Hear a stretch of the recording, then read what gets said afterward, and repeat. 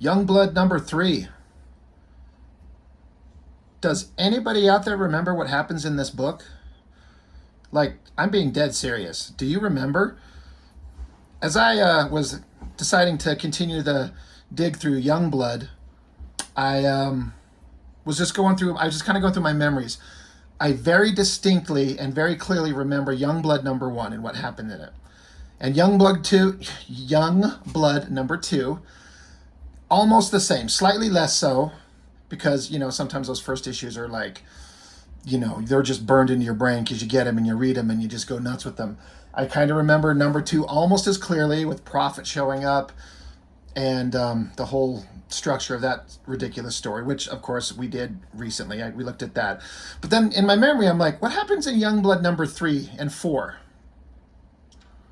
I couldn't tell you. I have no idea. Now, before I just started recording, I flipped this open, kind of went through it. I'm like, oh yeah, oh right, okay, yeah. I remember reading this once. It's the Youngblood story.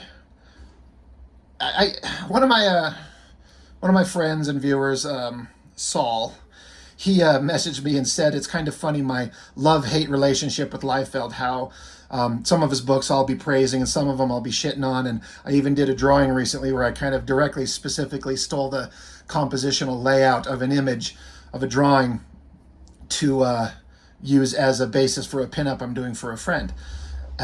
He's like, it's funny that you like him, but then you'll kind of copy his composition because it works. And they're not wrong. He's not wrong about that. But these Liefeld books, these Youngblood books, they're just aimless. They're just wandering around. It's like Liefeld just sat down and just started getting a couple ideas and throwing them together and put them into an issue. And then he had no idea what the fuck he was going to do in issue 2, except he's like, even though I've just only done one issue, like he did Youngblood number 1, split it into 2 different stories, the front and back thing, kind of like these first ones are. And so there was like, I don't know, 12 pages of each, something like that. I'm not sure. So you barely know the characters. You barely know anything about these guys. And then in issue 2, they trail off of the main story. The heroes on the main home team, they end up facing off against the Four, these villains that are, they're kind of written as if there's some kind of major villainous force this team has encountered before, and it ends with them about to fight. But then you pick up issue 2, it doesn't address it at all. It never does. It goes on to Prophet, that character, and some of the other Youngblood team characters, and kind of goes into the whole Prophet thing for a minute. And then the story is just wanders around. It has no idea where it's going or why it wants to be there or what its goal is. I firmly believe that. And so what happens in issue 3? Well, let's find out. Let's look together. Oh, look, there's another card. Is there cards in both sides? Oh, yeah. So you got Photon and Combat. Real name, Combat. 7 feet tall, 950 pounds. Jeez, you fat ass. A decorated warrior from the planet Catella. Combat crash-landed on Earth and was granted refuge by the U.S. government in return for his knowledge of Catellan technology. Fluent in many Earth languages, Combat soon found a home for his vast strength and combat skills as part of Youngblood. Strangely enough, the only other survivor of the crash, Photon, is a member of a rival alien race, as well as a member of Youngblood. I don't know how much of that was ever said in the comics. So, issue 3, dated August of 92, Liefeld, creator, writer, penciler. I'm sorry, color design by Brian Murray is always shit. Like, that's his coloring sucks dick. Lettering is fine. Technical assistant Richard Horry. When it says technical assistant Richard Horry, I think that means art assist, background assist, the boring shit that Liefeld doesn't want to draw. I think we can pretty much nail those once we get inside the book. But here's an interesting part. Welcome aboard new inker Danny Meeke. Danny Meeke is a inker that's gone on to do all kinds of work for years and years. To this day, worked over many different professionals, and apparently, I don't know if he'd done anything else before this, but this is the first time I think most of us ever heard of him. And Liefeld, for the most part, from here on out until he decides to start inking himself again with, he's just basically adopted technical pens like these. I think he said he learned this from Stephen Platt. But he used to kind of ink himself with the traditional Hunt 102s and stuff like that. And his inking himself with the tools, the traditional old school tools, which are a pain in the ass like these, Liefeld inking himself with these, that was his best work. I stand by that statement. But they bring on other inkers from here on out. And his work never looks as good ever again. In my opinion, starting from this book, his artwork has peaked and it just gets less and less from here until today. From August 92 until right now, 2023, his work has gone downhill. Now, it's just my opinion. I'm sure there's some fluctuations in quality. He flirted a long time with only doing pencils, which mostly never worked. Sometimes it's a little bit nicer. There's times in future books that we will definitely be looking at where his pencil work, you can kind of tell he's really trying a little bit harder. But him inking himself, I think, is the best version of Rob Liefeld. And from here on out, it looks not as good.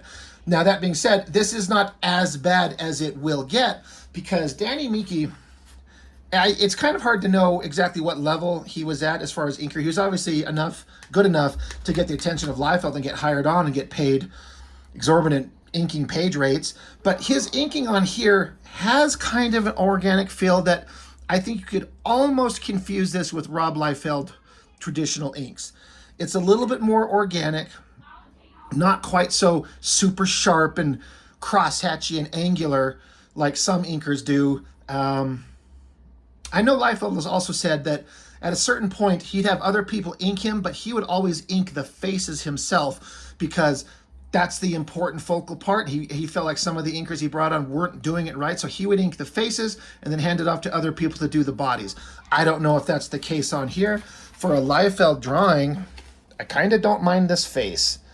I think it kind of looks okay with that weird lion's mane, like, hairdo perm job he's got and that ridiculous, like, I think he started this stupid mask design on Shatterstar and then just put variants of it on almost every other character that ever comes up, including his brand new one in his stupid Liefeld Batter Blood. He's got Girl Shatterstar, and she has a stupid mask like this. It just cuts across the forehead, down the sides, and into the face like that.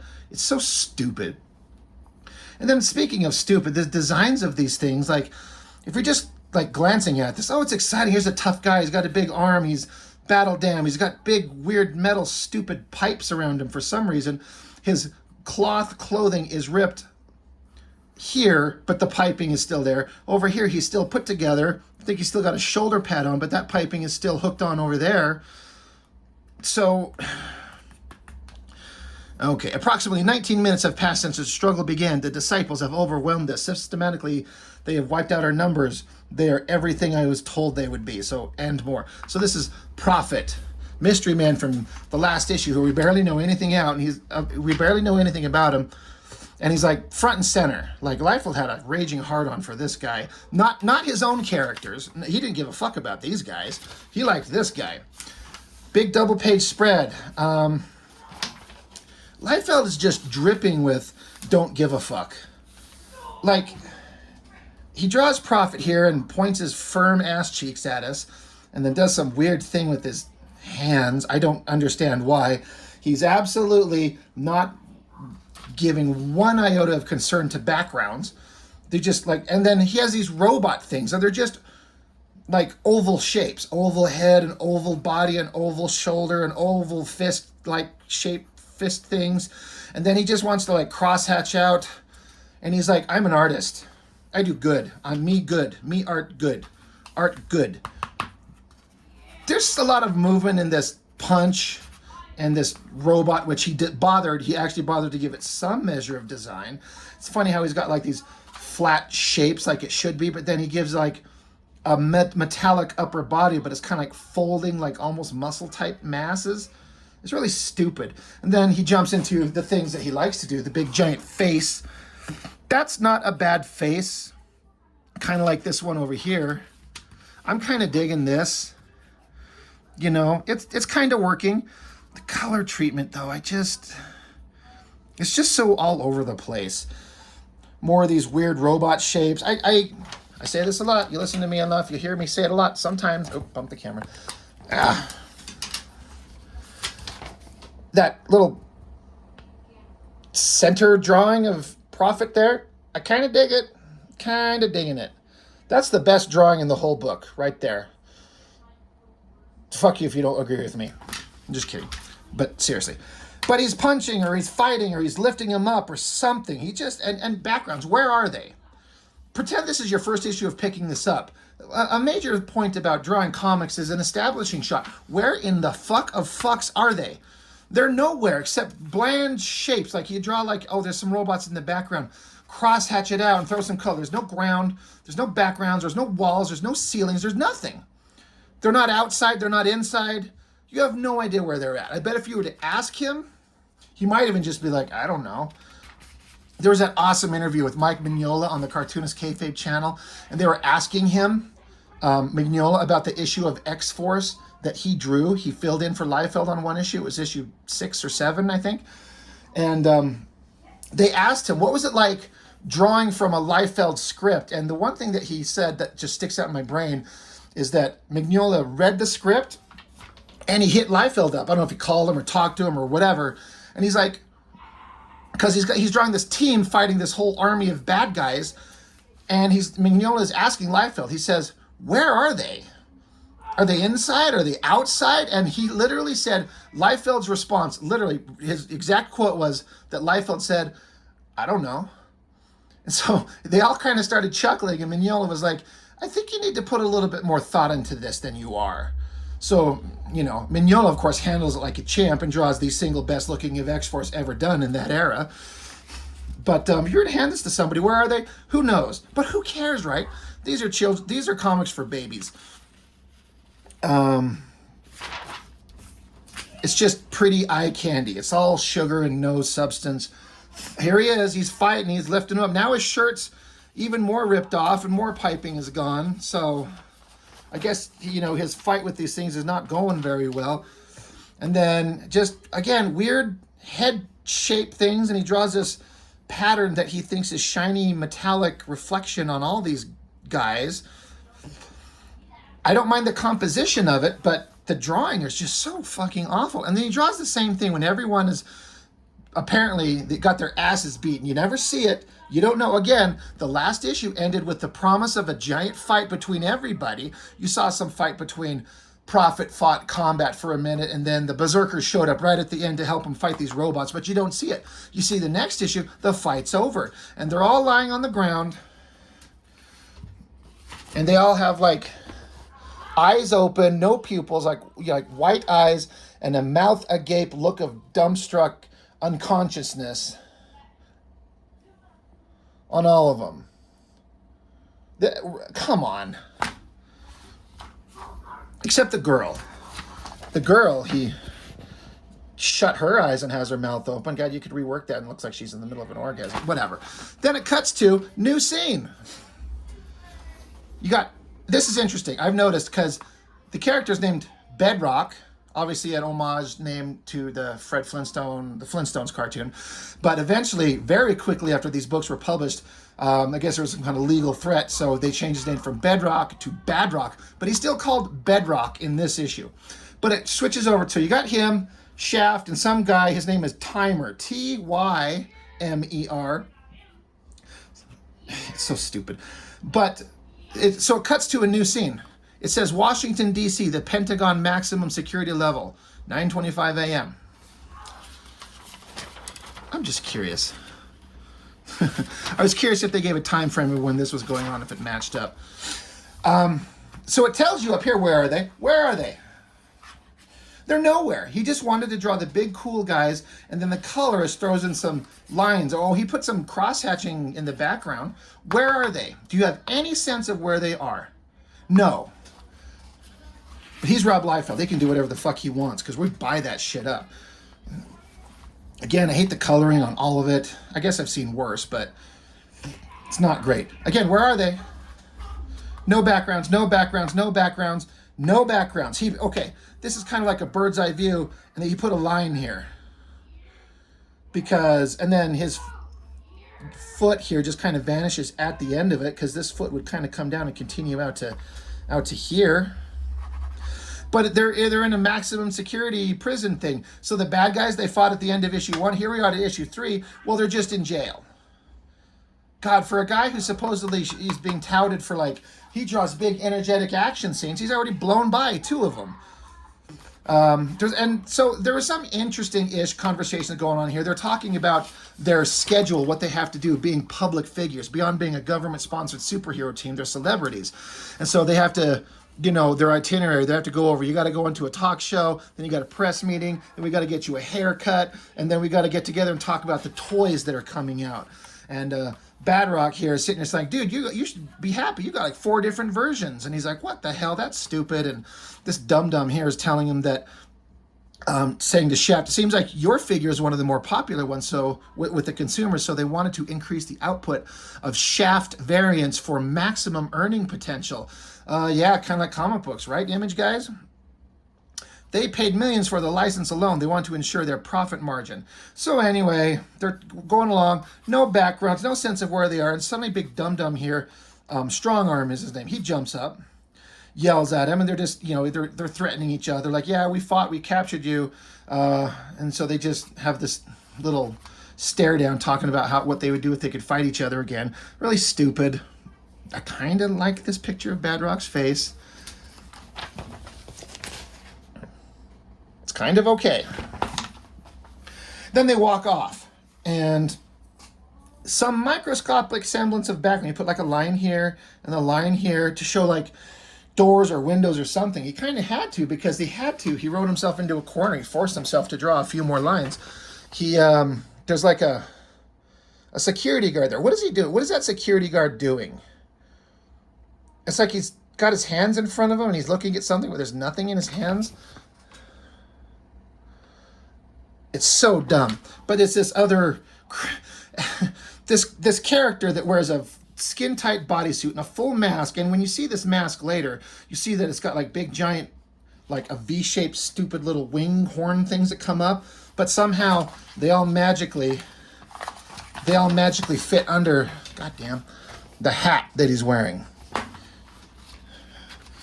Once again, these are comics for babies. Cut to another scene. All right, well, at least he sort of did a thing, because he had to draw the character Combat. This dude, who I don't think you even see in this issue, his ass is knocked out unconscious somewhere. You don't see him anywhere. But it's his people, his alien race, his people. They got spaceships in orbit of Earth. Now, this Earth. My son, he's down the hallway in another room playing video games. If I were to sit him down, my 10-year-old son, give him a paper, and then I could even like get out a template and draw a circle for him. I'll be like, draw the Earth. He could at least come up, he knows what North America and South America, the American continents look like. Like the United States attached to Canada, down with, South America. Liefeld does not give a fuck. That is nothing like anything on Earth at all. That is just shapes. The amount of fucks he does not give. Does it matter? I mean, if it's an alien planet, but it's Earth, make it look like Earth. Or just switch over to the next most, like, visibly prominent, like, location you might think of, like, the African continent. You could at least do that, like an approximation of it. This is nothing. Fuck him. And of course, that is quite simply the best hand you've ever seen. It looks like a xenomorph face hugger. Maybe that's what it is. Oh my God. Youngblood Aliens crossover. I would love to see that. I would love to see the xenomorph slaughter every fucking Youngblood character, kind of like they did in the Aliens Wildcats crossover, and they literally did exactly that. It was really fucking awesome. Again, I hate the color design. I hate the costume designs. Like, this looks so stupid. He's like, I'm going to draw a guy. He's got, like, big chops and Wolverine hairdos and an eye patch, because aliens wear eye patches just like us, and got these stupid shoulder things, and then just little spandex outfits and sort of like hooves for feet. And so they're mouthing off against the other alien race, Photon, the other guy. Photon, hailing from the planet Acura, planet for full of cars, I think. The silver-skinned Photon is bitter rivals with fellow Youngblood member Combat. Crash landing on Earth aboard the same ship as his Catalan counterpart, Photon was offered sanctuary in exchange for his knowledge of Acuran technology. Despite his inexperience with Earth languages, Photon's formidable powers, he can fly, as well as project bolts of energy from his hands, quickly earned him a position in Youngblood. Sounds trustworthy to me. But the respective races of Combat and Photon are like bitching it out, saying one of Combat or Photon are a traitor. And they both think the other is the traitor. You know, they don't think their man is, they don't think their man is. I don't like that drawing of this stupid alien guy. This girl is kind of okay. The arm coming forward, it's not bad. And Liefeld's doing some kind of backgrounds. You know what? Fuck that. No, he didn't. Technical assistant, Richard Horry. Bet you $1,000 this is Richard Horry drawing these backgrounds.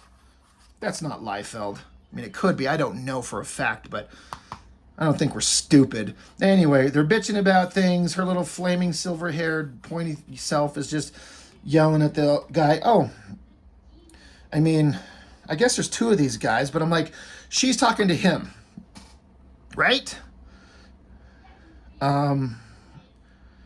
This is so stupid. She's talking to him. Then there's some other guy. Who is he? You never see this face again.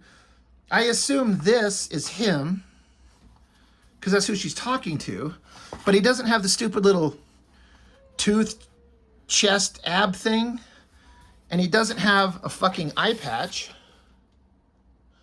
Because that's how Liefeld rolls. He doesn't not give one fucking fuck of a fuck. And then this guy, he doesn't have an eye patch. So maybe this guy is that guy? I just think Liefeld doesn't care. Because he doesn't. Because fuck everything. Millions of dollars, please. Anyway, they're yapping. And then you got Shaft and Bedrock again talking to the press. There's the bad guys are secured in a prison, blah, blah, blah. And so then you get reporters asking questions. One of them's like, one of the rumors was that Hassan Hussein was assassinated by a member of the Youngblood away team. He's like, and so he's bullshit. He's doing what people in government and military and things like that, they do. They're saying that as far as we know, he killed himself and we just happened upon him when he was dead. And just because we were in the vicinity doesn't mean we had anything to do with it. So they're lying through their teeth. Now, when I was flipping through this before I started recording, I remember looking at this bottom panel. Like, Jesus Christ, there's a bunch of people. Bunch of guys in different clothes, different hairstyles. I'm like, all right, Liefeld. And then down here in this bottom panel, Richard Horry, right? For when you have a man that does a double-page spread with the absolute lack of giving a fuck in all of this shit, do you think he's going to spend his time... And that's him drawing the shit that he likes. He likes to draw profit-fighting giant robot monsters. You think he's going to take any goddamn time to draw regular people and looking at the backs of them and their little heads? I don't know for a fact one way or another, but I'm going to bet no. He wants to draw the big giant face with the big giant spaghetti noodle hair. So fucking stupid. And then look at these. You got the, again, we've seen this all over the place. He just has to put these lines in here. It takes up space. I mean, why doesn't he do it everywhere? Sometimes he does, sometimes he doesn't. Whatever. Anyway, they're asking him about all kinds of things. He's like, Youngblood does not assassinate people. So then the reporter's like, what can you tell us about the dragon in Chicago? Please, Liefeld, don't invoke a way cooler comic and a way cooler character by a better artist and a better writer. Don't bring him up. You can't raise up your fucking sinking ship with the dragon. The Dragon Man operates in Chicago police with the Chicago police and independent of any affiliation with the Youngblood organization. And then this guy who's supposed to clearly be like a Clark Kent news reporter, and then the Spawn girl reporter, she's there. What about the Phantom that's been sighted in New York City? Probably Spawn. What about the vigilante killings on the East Coast? The Spinebreaker, Shadowhawk. And then they're like, yeah, we're looking into all of that stuff. And then somebody says, who's this dragon guy? And they're like, oh, he's just somebody. We're looking into him. We don't know. But yeah, here, Shaft and Bedrock. This is my one bit of proof that they still called him Bedrock. I had to go searching for his name in this book. He's still called Bedrock. But, and again, Any backgrounds? Kind of here. I bet you Richard Horry did that. No backgrounds, no backgrounds, no backgrounds, no backgrounds, no backgrounds, nothing. And then they said, hey, there's a jailbreak at the security vault where the four were. Like, oh shit, all right, well, I guess we better go get them. And so you got some dead dudes, and then here's that character that was busting out of or coming out of that was hiding in disguise with the hat on. Look at the headgear that was under that hat. I guess this is a woman because she's got giant titties. I guess. I mean, you're not looking at Liefeld artwork to see like sexy girls. You are looking at Liefeld art to see this poor human being who was folded in half at the spine and he's broken at like a right angle.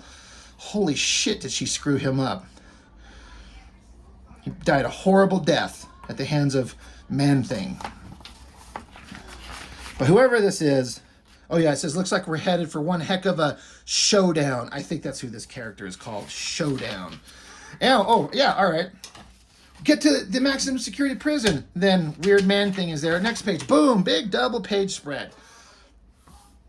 And then like he's just kind of repeating the image he did at the end of Youngblood #1 with Chapel on a motorcycle-ish looking machine. And again, he's got it in a big wheelie, jumping through a window. His hands are not even holding the handles of the motorcycle, of which he absolutely referenced 0 on it because fuck that. But he's got guns in his hands. Okay, this picture of Shaft, I feel like he just keeps drawing this one over and over, like up to and including even on the very next page. Same fucking image. There.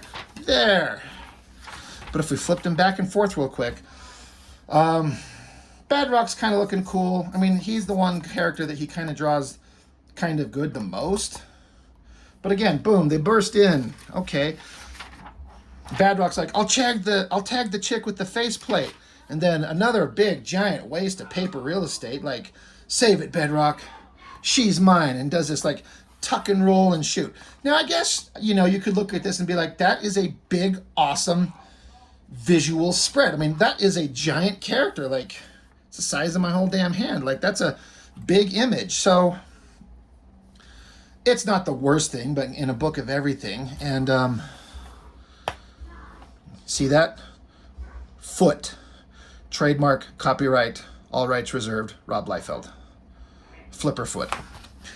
So these arrows are speeding at her, and if you're not, you could almost kind of get like, again, he throws in this bullshit background that he does on occasion where it's just like straight lines and does like some pipe and some bricks, because in a maximum security prison facility at the Pentagon where they keep guys, there's a bunch of like open pipes and bricks where they're at.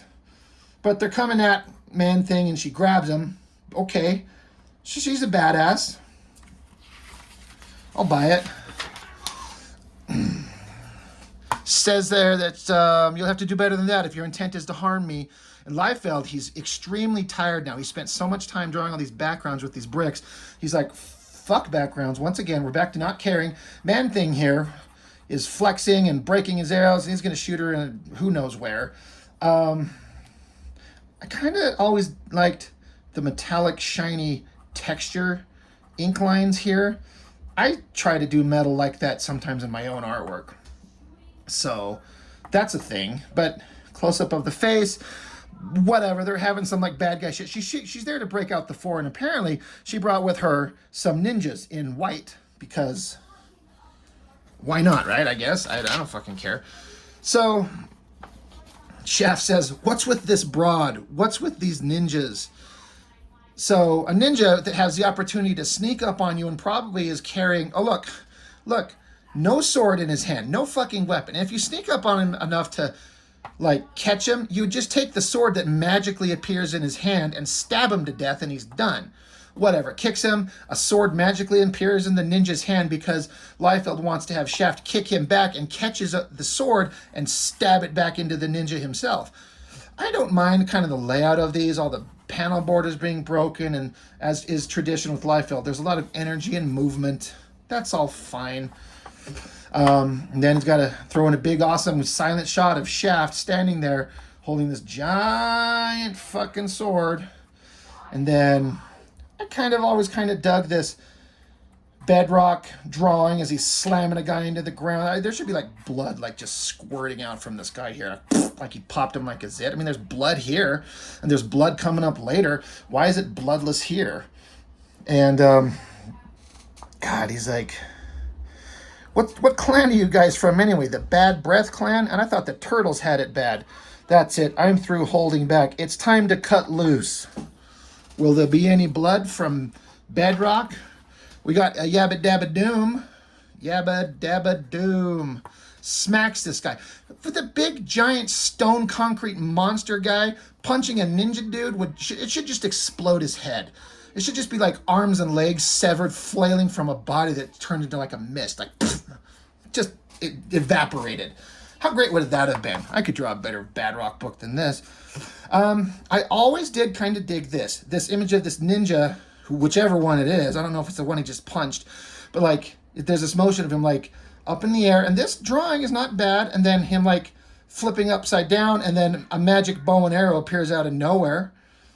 But you think that these fucking ninjas, like were like Faceplate Lady, wherever she went, she's hiring ninjas like, we're going to go bust out our superpowered homies from the Pentagon. Youngblood might show up. Hey, get some ninjas and bring some bow and arrows to shoot at Bedrock. Or Bedrock as he's still called here.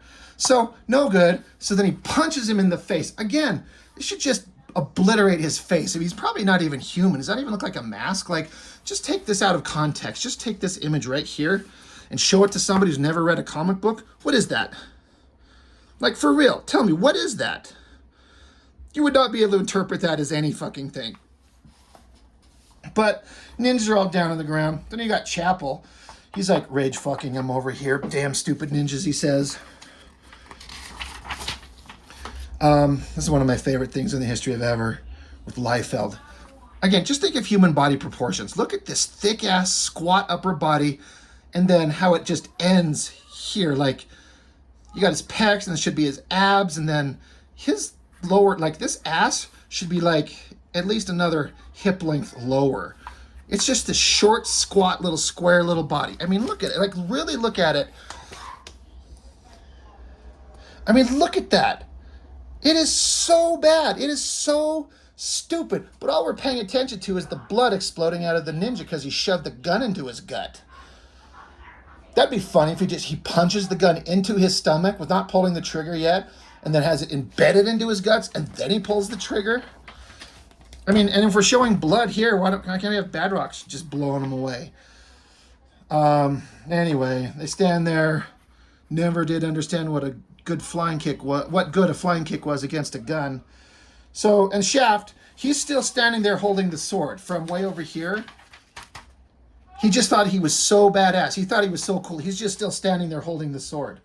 He's like, look, guys, I got a sword. I can't be called Shaft anymore. I need to be called Katana or something. Indeed, the time for distraction has passed, a voice off panel says. I'm sure you recognize my friends. Now we'll see who bleeds, Archer. 10 seconds till body slide showdown. Here's another thing. Liefeld coined the term body slide as a means of transportation with Cable and X-Force. I think the first time I ever noticed it that I recall was in X-Force #1. So he still calls it body slide here. Like, how fucking come up with something else? But now they're all together. So you got like Strong Arm and Showdown, I think it is, and Starbright and Gage and Deadlock, I think. The Four, Chapel, on my mark, fire. So these guys teleport away because you can tell by the energy. And this guy, I mean, here's the track of the bullet, laser, whatever. Look, the gun shoots a giant laser thing, but then up here it's this little tiny little thing. But like, it clearly shoots him right in the fucking head, right? Like, that's a headshot. He's dead, right? There's blood. They're Gage, no. Good shot, chap. You knocked him out of port range. Jesus Christ. All right, Gage, talk to me. Where'd they go? Where are they headed? And he's still alive. Eat trash and die, Shaft, cough, cough. So help me, Gage, I'll shoot you in the fucking head again if I have to. I mean, right? Don't make me put another bullet in your skull. How is he alive? What did he hit? Did he just wing him? So fucking stupid. The Four should be the least of your worries, Shaft. Huh? Oh, right. Die Hard. The Battery Man. We've received emergency distress signal from Berlin. There's been an incident involving the away team. We've got to move fast and pray to God we're not too late. So that's the whole thing going on with Stupid Prophet and the away team up in the other, that was going on at the beginning of the book. So, again, there's backgrounds here, right? Thanks, Richard Horry. Thanks for throwing in the ruler and doing some, right angle squares. Because ain't Liefeld doing none of that shit. And then the colorist with these lines in the ground, I don't mind this as, a simple, technical, mechanical, it's like Death Star type floors. They're simple, they're effective. You get it. But then this little edge with the lines, and they did a little highlight along that edge to make it look like three-dimensional. That's good. Be here in 60 days. Oh my God, these comics take 2 months to produce. Fuck my ass. Be here in 60 days as the excitement explodes as our teams unite against the forces of Darkthorn, Thorn Thornn, and the Disciples of Doom, Darkthorn and the Disciples of Doom. Don't miss it. In 60 days. Coming soon, Bloodstrike. Yes, it is. And I never was going to ever read letter pages, but it's shocking to me. I mean, at the time and the place and the era and the moment in comics history, these books were really popular somehow, but the amount of just sucking off Liefeld going on these letters pages is where's that one? This dude here, he says, until recently I was never a big superhero fan. On a friend's urging, though, I picked up Youngblood #1, and I was impressed. The characters are fresh and original. With your special slant of design, you've created many memorable characters. Die Hard, Shaft, Riptide, Sentinel, and Combat all seem to have a believable attitude towards one another. But being impressed with Youngblood isn't just due to the fine characters. What really blew me away was the artwork. Your precise detail is a lot like Jack Kirby. Is a lot like Jack Kirby's early work. The amount of detail you put into a single panel or even a facial expression is shocking. Your characters are defined and unique, never becoming tired or stale. They are not simply retreads of your characters from Marvel. They all have their own unique personalities. Although I know that Youngblood is primarily an action-adventure book, I can't help but be impressed with the way you have portrayed superpowered beings as real people. Honestly, Rob, I don't think it would be easy for anyone to pull off something to top Youngblood. I hope you and the rest of the Image guys live long and prosper, because if you do, the rest of the comics industry will be forced to change. Wow. Or imagine if the first superhero book you ever really looked at, according to him, is Youngblood, and you were just blown away by it. Especially if you know enough about Kirby's work to be like, you're just like Kirby. Man, shut up. Shut up. Shut up. And it just went on. There was some other, just ridiculous, hand jobs given to Liefeld. I mean, again, you can like whatever you want, but... And then the flip of the book... Supreme. Enter Supreme. Pulling off a traditional, big shot of a character and then the face is looking at it.